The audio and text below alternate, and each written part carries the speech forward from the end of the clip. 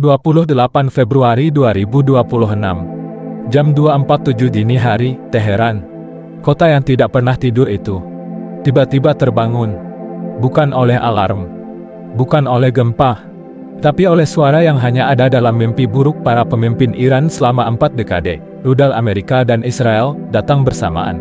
Dalam hitungan menit, Ali Khamenei, dan pemimpin tertinggi Iran yang berkuasa selama 34 tahun tewas. Dan sejarah Timur Tengah berubah selamanya. Ini bukan film. Ini bukan fiksi ilmiah. Ini adalah perang yang sedang terjadi sekarang dan hampir tidak ada yang memberitahu kamu seberapa besar dampaknya. Mari kita bahas dari awal, dari akarnya. Untuk memahami ledakan ini, kita perlu mundur jauh sekali ke tahun 1979.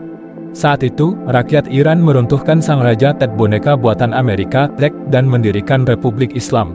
Sejak hari itu, Iran dan Amerika Serikat tidak pernah benar-benar berdamai. Lalu tibalah isu nuklir. Iran mulai memperkaya uranium. Dunia khawatir. Sanksi dijatuhkan bertubi-tubi. Tahun 2005, Presiden Obama mencapai kesepakatan bersejarah yang membatasi program nuklir Iran dengan imbalan pengurangan sanksi. Tapi kemudian Trump datang di periode pertama. Perjanjian itu dirobek. Dan Iran mulai memperkaya uranium lagi. Lebih banyak, lebih cepat. Ketegangan memuncak setelah Oktober 2023. Perang Gaza. Hamas menyerang Israel.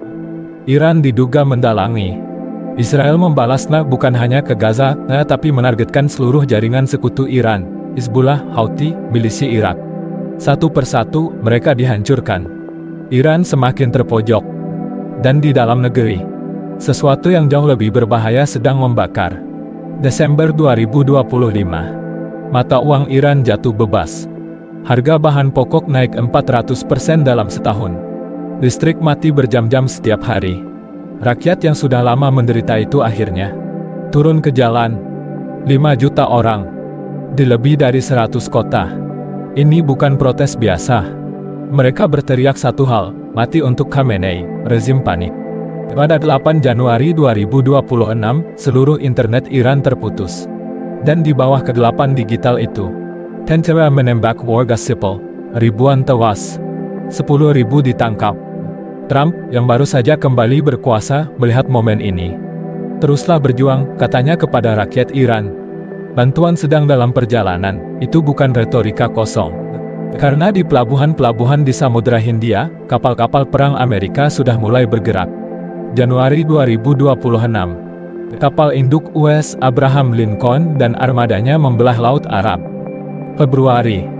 US Gerald R. Ford menyusul menjadikan ini penumpukan kekuatan Angkatan Laut Amerika terbesar di Timur Tengah sejak invasi Irak 2003. 12 jet tempur paling canggih di dunia tiba di pangkalan Israel. Untuk pertama kalinya dalam sejarah, Amerika menempatkan senjata ofensif di tanah Israel. Sementara itu, di Muscat, Oman, negosiasi nuklir sedang berlangsung. Iran dan Amerika duduk di ruangan berbeda, dengan mediator Oman bolak-balik menyampaikan pesan. Menteri Luar Negeri Iran berkata, perjanjian bersejarah sudah hampir tercapai. Tapi Netanyahu menelepon Trump dan memberitahu lokasi pertemuan Khamenei dengan para penasihat terdekatnya. 24 Februari, dalam pidato kewarganegaraan, Trump mengumumkan Iran sedang membangun senjata nuklir. 27 Februari, 24 jam sebelum serangan, kedutaan berbagai negara di Teheran mulai dikosongkan. Dunia tahu, tapi dunia tidak bergerak. 28 Februari, pukul 2.47 kita kembali ke momen pembuka tadi. Operasi Epic Fury dimulai. Gelombang pertama datang dari laut. Rudal jelajah Tomahawk. Gelombang kedua dari udara. Bom siluman yang hampir tak terdeteksi radar. Target utama, fasilitas nuklir, komando militer, dan yang paling mengejutkan dunia dan Khamenei sendiri. Pemimpin tertinggi yang selama 34 tahun tak tersentuh itu, tewas dalam hitungan menit. Iran membalas. Ratusan drone dan rudal balistik diluncurkan ke Israel, pangkalan Amerika di Bahrain, Kuwait, Qatar, dan Yordania. Bahkan Inggris yang mengizinkan penggunaan pangkalan udara strategisnya dia ikut diserang. Tapi pertahanan udara gabungan Amerika dan Israel berhasil menghancurkan sebagian besar serangan itu. Dalam 4 minggu perang, kemampuan militer Iran anjlok 90%. Lebih dari 50 kapal perang Iran kini beristirahat di dasar laut. Lebih dari 11.000 target di Iran telah dihancurkan. Dan Selat Hormuz dan jalur pelayaran yang mengangkut 20% minyak dunia dan tersumbat. Harga minyak melambung. Inflasi global bergerak. Dunia menahan napas. Di pompa bensin Amerika Serikat, harga BBM melampaui $4 per galon dan tertinggi sejak 2022. Trump menjawab dengan santai kepada negara-negara yang marah, pergi cari minyak sendiri. Di Selat Hormuz, lebih dari 3.000 kapal tersandung dan menunggu konflik berakhir. Bangladesh menutup universitas lebih awal. Pakistan dan Filipina memberlakukan minggu kerja 4 hari. Dana Moneter Internasional memperingatkan, setiap kenaikan harga energi 10% akan mendorong inflasi global naik 0,5%. Cina mengecam serangan tapi tidak bergerak. Rusia diam. Eropa terjepit antara solidaritas dengan sekutu dan krisis energi yang mencekik. Dan di Iran sendiri, anak-anak berusia 12 tahun dilaporkan dipaksa bergabung dalam milisi perang. Seorang anak laki-laki 11 tahun tewas saat bertugas di pos pemeriksaan Teheran. Universitas, rumah sakit, reservoir air dan semua menjadi sasaran. Ini bukan hanya perang militer. Ini adalah kehancuran sebuah peradaban. Kini sudah memasuki minggu kelima perang. Trump berkata Amerika sedang mempertimbangkan untuk mengakhiri operasi militer setelah mengklaim sebagian besar tujuan sudah tercapai. Tapi ada satu syarat yang membuat semuanya menggantung. Iran harus membuka kembali Selat Hormuz sebelum 7 April 2026. Iran menolak.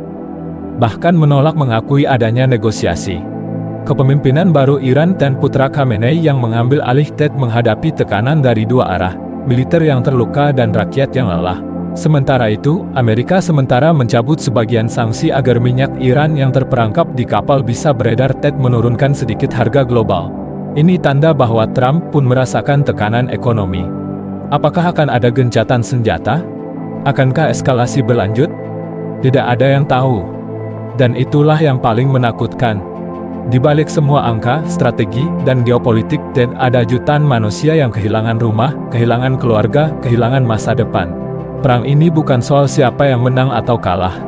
Ini soal harga yang harus dibayar ketika negara-negara besar memilih senjata di atas kata-kata. Dan kita semua entah di Jakarta, Teheran, atau Tel Aviv, menanggung harganya bersama. Jika video ini membuat Anda ingin tahu lebih dalam tentang konflik ini, subscribe, tinggalkan komentar, dan bagikan ke orang-orang yang perlu tahu.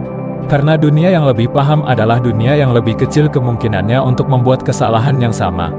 Sampai jumpa di video berikutnya.